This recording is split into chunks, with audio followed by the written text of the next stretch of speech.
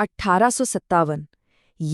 ये सिर्फ एक साल का जिक्र नहीं है, ये एक चीख है, एक क्रांति है, एक ऐसा भूकंप था जिसने कंपनी राज की, सोचिए, 2 सदी पुरानी नींव को हिलाकर रख दिया था। ये वो चीख थी जो दशकों से जमा हो रहे राजनीतिक अपमान, धार्मिक मामलों में दखलंदाजी और जबरदस्त आर्थिक शोषण के बाद आखिरकार गूंजी थी। तो सवाल यही उठता है कि क्या ये कहानी सिर्फ कुछ चर्बी वाले कारतूसों की थी, या ये 100 साल से जो अपमान, जो हस्तक्षेप, जो शोषण हो रहा था, उसका एक ऐसा विस्फोट था जिसे होना ही था। आज हम इसी सवाल की हर एक परत को खोलकर देखेंगे। जी हाँ, आज हम उस घटना की तह तक जाएंगे जिसे अंग्रेजों ने तो गदर का नाम दिया, लेकिन जिसने असल में भारत की आज़ादी की पहली चिंगारी जलाई। हम हर उस छोटे बड़े कारण, हर उस वीर नायक और हर उस क्रूर अंजाम की पड़ताल करेंगे जिसने एक राष्ट्र की तकदीर को हमेशा के लिए बदल कर रख दिया। यकीन मानिए, ये सिर्फ इतिहास का एक पन्ना नहीं है, ये भारतीय राष्ट्रवाद का जन्म प्रमाण पत्र है। तो चलिए इस पूरी कहानी को इन हिस्सों में समझते हैं। तो सवाल ये है कि ये आग लगी कैसे? इसके लिए हमें थोड़ा पीछे चलना होगा, उस दौर में जब ये चिंगारी ना धीरे धीरे सुलग रही थी। ये विस्फोट कोई अचानक नहीं हुआ था, ये 100 सालों से जमा हो रहे बारूद का नतीजा था। देखिए, 1757 में प्लासी के युद्ध से जो कहानी शुरू हुई, वो 1856 में अवध के विलय तक आते आते एक ऐसे सफर में बदल गई जहां ईस्ट इंडिया कंपनी ने व्यापार के बहाने पूरे हिंदुस्तान पर कब्जा कर लिया था। सिर्फ 100 सालों के अंदर एक ट्रेडिंग कंपनी भारत की असली सरकार बन बैठी, और उसकी हर नीति का सिर्फ एक ही मकसद था, ज्यादा से ज्यादा मुनाफा और ज्यादा से ज्यादा कंट्रोल। इस बढ़ते हुए गुस्से की हम 4 मुख्य वजहें मान सकते हैं: राजनीतिक, आर्थिक, सामाजिक, धार्मिक और हाँ, सैन्य। चलिए एक एक करके इन सभी को समझते हैं, क्योंकि इन्हीं चारों ने मिलकर 1857 की जमीन तैयार की थी।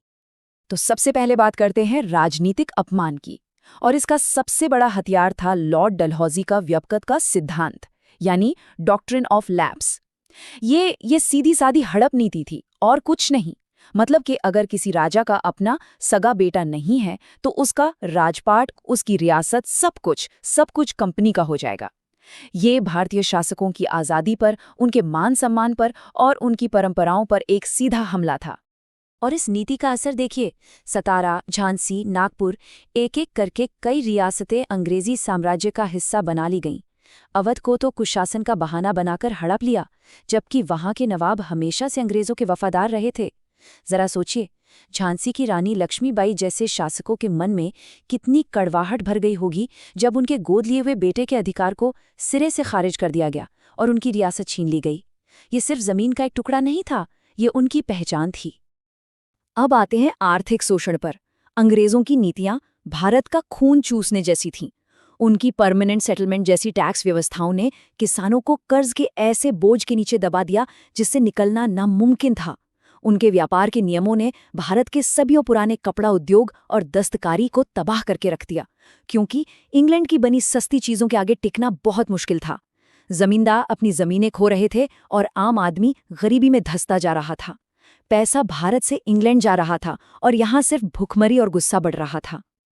और सबसे दिलचस्प बात यह है कि अंग्रेज जिसे सुधार कह रहे थे, वही भारतीयों के लिए उनके धर्म पर हमला था।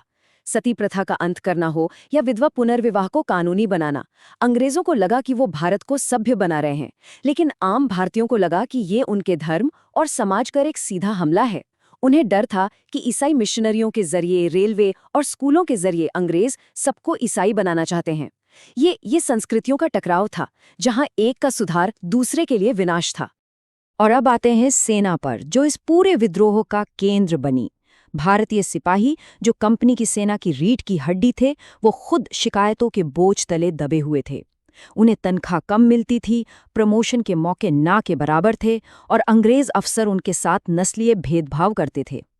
जब अवध का विलय हुआ तो वहां तैनात सिपाहियों का विदेशी भत्ता भी बंद कर दिया गया, क्योंकि अवध अब विदेशी नहीं रहा था। ये जख्म पर नमक छिड़कने जैसा था, क्योंकि बंगाल आर्मी के ज्यादातर सिपाही अवध से ही तो आते थे। और फिर 1856 में आया जनरल सर्विस एनलिस्टमेंट एक्ट। इस कानून ने साफ कह दिया कि सेना में भर्ती होने वाले हर सिपाही को समंदर पार जाकर भी लड़ना पड़ सकता है।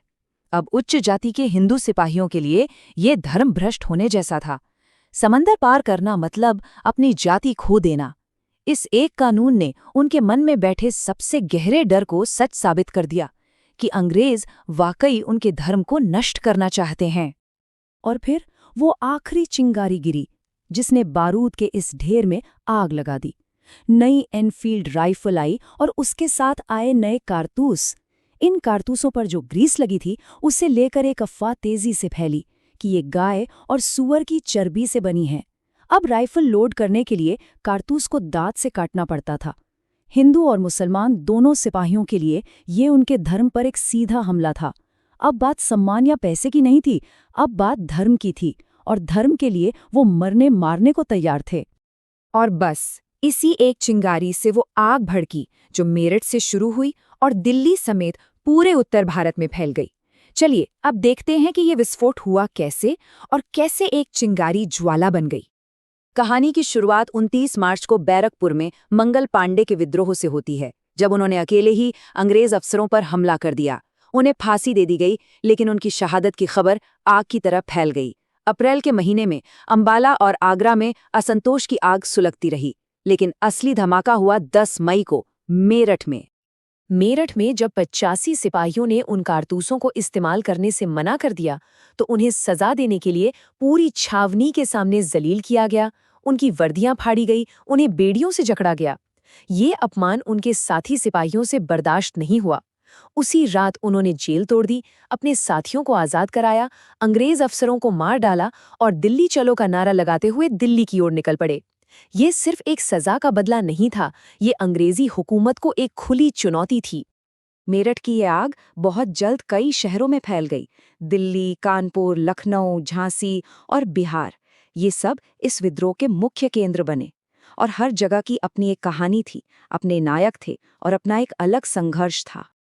दिल्ली पहुंचकर सिपाहियों ने बूढ़े मुगल बादशाह बहादुर शाह जफर को अपना नेता और हिंदुस्तान का शहंशाह घोषित कर दिया। ये एक मास्टर स्ट्रोक था। अब ये सिर्फ सिपाहियों का गदर नहीं रहा, ये मुगल सत्ता को फिर से स्थापित करने और अंग्रेजों को भारत से बाहर निकालने का एक राष्ट्रीय आह्वान बन गया था। दिल्ली में विद्रोह की असल कमान अनुभवी सैनिक जनरल बख्त खान के हाथों में थी। कानपुर में कहानी ने एक बहुत ही भयानक मोड़ लिया। यहाँ विद्रोह का नेतृत्व कर रहे थे नाना साहब, जिन्हें अंग्रेजों ने उनके पिता की पेंशन देने से मना कर दिया था। उनके साथ थे उनके काबिल सेनापति तात्या टोपे। विद्रोहियों ने अंग्रेजों को घेर लिया। उन्हें सुरक्षित निकालने का वादा तो किया गया, लेकिन जैसे ही अंग्रेज सती चौरा घाट पर नावों में बैठे, उन पर गोलियां बरसा दी गईं। जो महिलाएं और बच्चे बच गए, उन्हें बाद में बीबी घर में बेरहमी से मार दिया गया। इस घटना ने अंग्रेजों के मन में बदले की ऐसी आग जलाई जिसका अंजाम बहुत भयानक हुआ। लखनऊ में अवध की बेगम हजरत महल ने कमान संभाली। उन्होंने अपने छोटे बेटे बिरजिस कद्र को नवाब घोषित किया और अंग्रेजों के खिलाफ मोर्चा खोल दिया। ब्रिटिश रेजिडेंसी की घेराबंदी महीनों तक चली। ये असल में अवध के लोगों के गुस्से का प्रतीक था, जिनकी रियासत को सिर्फ 1 साल पहले ही अंग्रेजों ने धोखे से हड़प लिया था। और फिर हैं झांसी की रानी लक्ष्मीबाई।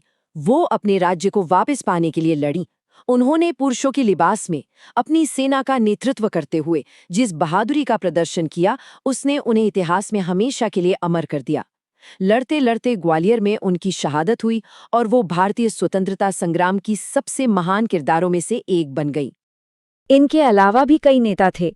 दिल्ली में जनरल बख्त खान, कानपुर में तात्या टोपे और बिहार के जगदीशपुर में 80 साल के जमींदार कुंवर सिंह। इन जैसे नेताओं ने ये साबित कर दिया कि ये विद्रोह किसी एक व्यक्ति या समूह का नहीं था, बल्कि पूरे उत्तर भारत के लोगों का था।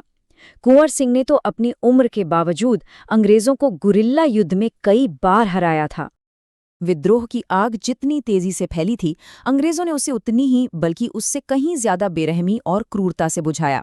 अब हम उस दमन चक्र और विद्रोह की असफलता के कारणों पर एक नजर डालेंगे। ये दमन कितना भयानक था, इसका अंदाजा इन आंकड़ों से लगाया जा सकता है। करीब 6000 अंग्रेज मारे गए, लेकिन विद्रोह और उसके बाद हुए अकाल और बीमारियों में 8 लाख से भी ज्यादा भारतीय मारे गए। ये सिर्फ एक आंकड़ा नहीं है, ये उस तबाही का सबूत है जो हिंदुस्तान पर बरपाई गई थी। ये युद्ध कम, एक तरफा कत्लेआम ज्यादा था। एक 19 साल के अंग्रेज अफसर एडवर्ड वाइबर्ट ने खुद लिखा, हर एक को गोली मारने का हुक्म था। ये सचमुच कत्ल था। मैंने ऐसे भयानक मंजर देखे हैं कि मैं दुआ करता हूं फिर कभी ना देखूं। जब दुश्मन भी आपकी क्रूरता से कांप उठें तो अंदाजा लगाया जा सकता है कि हालात कितने बुरे रहे होंगे। अंग्रेजों ने बदला लेने के लिए हर हद पार कर दी। लोगों को पेड़ों से लटकाकर सरेआम फांसी दी गई। विद्रोहियों को तोप के मुंह से बांधकर उड़ा दिया गया ताकि उनका अंतिम संस्कार भी न हो सके। दिल्ली और लखनऊ जैसे शहरों को लूटकर पूरी तरह बर्बाद कर दिया गया। बहादुर शाह जफर पर मुकदमा चलाकर उन्हें रंगून भेज दिया गया, जहां उनकी गुमनामी में मौत हुई। ये सिर्फ विद्रोह को दबाना नहीं था, ये एक पूरी आबादी के मन में आतंक बिठाने की कोशिश थी। तो सवाल उठता है कि इतनी बड़ी बगावत आखिर नाकाम क्यों हुई? देखिए, इसकी कई वजह थी। विद्रोहियों के पास कोई एक केंद्रीय नेता या कोई एक साझा प्लान नहीं था। सबके लक्ष्य भी अलग अलग थे। ये विद्रोह पूरे भारत में नहीं बल्कि मुख्य रूप से उत्तर भारत तक ही सीमित रहा। दूसरी तरफ अंग्रेजों के पास बेहतर हथियार थे, बेहतर संगठन था और सबसे बढ़कर टेलीग्राफ जैसी संचार व्यवस्था थी, जिससे वो तेजी से जानकारी और सेना भेज सकते थे। और सबसे अहम बात, पंजाब के सिख शासकों, हैदराबाद के निज़ाम और ग्वालियर के सिंधिया जैसी बड़ी रियासतों ने विद्रोहियों का साथ नहीं दिया, बल्कि अंग्रेजों की मदद की। विद्रोह भले ही कुचल दिया गया हो, लेकिन उसने हिंदुस्तान पर अंग्रेजी हुकूमत की शक्ल हमेशा हमेशा के लिए बदल दी। इसके बाद एक नए राज का उदय हुआ, जो पहले से कहीं ज्यादा संगठित और ज्यादा दमनकारी था। सबसे बड़ा और फौरी नतीजा था 1858 का भारत सरकार अधिनियम। इस एक कानून ने ईस्ट इंडिया कंपनी के राज को खत्म कर दिया। अब भारत पर एक व्यापारिक कंपनी का नहीं, बल्कि सीधे ब्रिटेन की महारानी का शासन था, और ये एक बहुत ही बड़ा बदलाव था। तो हुआ ये कि शासन का पूरा ढांचा ही बदल गया। पहले जो गवर्नर जनरल होता था, अब वो वाइसरॉय कहलाने लगा, जो सीधे महारानी का प्रतिनिधि था। लंदन में भारत के लिए एक सेक्रेटरी ऑफ स्टेट का पद बनाया गया, यानी अब भारत पर सीधे ब्रिटिश संसद की देखरेख में लंदन से शासन होने लगा। इसी को ब्रिटिश राज कहा गया। महारानी विक्टोरिया ने एक घोषणा पत्र भी जारी किया, जिसमें भारतीय राजाओं को ये गारंटी दी गई कि अब उनकी रियासतें नहीं छीनी जाएंगी। साथ ही आम भारतीयों को बराबरी का दर्जा देने और उनके धर्म में दखल न देने का वादा भी किया गया। हालांकि ये वादे अक्सर तोड़े गए, लेकिन भविष्य में भारतीय राष्ट्रवादी इन्हीं वादों को आधार बनाकर अंग्रेजों से अपने हक की मांग करने वाले थे। अंग्रेजों ने 1857 से जो सबसे बड़ा सबक लिया, वो सेना के मामले में था। उन्होंने सेना का पूरी तरह से पुनर्गठन किया। बंगाल सेना में जिन उच्च जातियों के सिपाहियों ने विद्रोह किया था, उनकी संख्या बहुत ज्यादा कम कर दी गई और उनकी जगह लड़ाकू जातियों या कहें मार्शल रेस जैसे सिख, गोरखा और पठानों की भर्ती बढ़ाई गई, जिन्हें ज्यादा वफादार समझा जाता था। ये बांटो और राज करो की नीति का एक बेहतरीन उदाहरण था। और इसी के साथ अंग्रेजों की पूरी नीति ही बदल गई। उन्होंने रियासतों को हड़पना बंद कर दिया और राजाओं को उनकी वफादारी का इनाम दिया। उन्होंने बांटो और राज करो की नीति को संस्थागत बना दिया। हिंदुओं और मुसलमानों के बीच जानबूझकर एक खाई पैदा की ताकि वो फिर कभी एक साथ खड़े न हो सकें। और हाँ, सामाजिक सुधारों से भी हाथ खींच लिए ताकि फिर से कोई धार्मिक भावनाएं न भड़कें। तो आखिर में सवाल ये है कि 1857 ने हमें विरासत में क्या दिया? इस भयानक और खूनी संघर्ष का असली मतलब क्या था? देखिए, 1857 का विद्रोह एक सैन्य लड़ाई के तौर पर भले ही पूरी तरह नाकाम रहा हो, लेकिन इसने एक साझा भारतीय पहचान को जन्म दिया। ये पहली बार था जब अलग अलग क्षेत्रों और धर्मों के लोग एक ही दुश्मन के खिलाफ एक साथ खड़े हुए। उनका दुख साझा था, उनका दुश्मन एक था, और यहीं से एक राष्ट्र की भावना ने जन्म लेना शुरू किया। रानी लक्ष्मीबाई, मंगल पांडे, बेगम हजरत महल, इनकी कहानियां, इनकी कुर्बानियां आने वाली पीढ़ियों के लिए प्रेरणा बन गईं। इसने आज़ादी की लड़ाई के लिए एक ऐसी जमीन तैयार कर दी जो अगले 90 साल तक चली, और इसने भारत और ब्रिटेन के रिश्ते को हमेशा के लिए बदल दिया। अब भरोसे की कोई गुंजाइश बाकी नहीं थी। तो आखिरी सवाल यही है, क्या 1857 एक अंत था या एक शुरुआत? एक हारे हुए युद्ध की कहानी या एक राष्ट्र के जन्म की पहली चीख? इसका जवाब इतिहास ने हमें दे दिया है।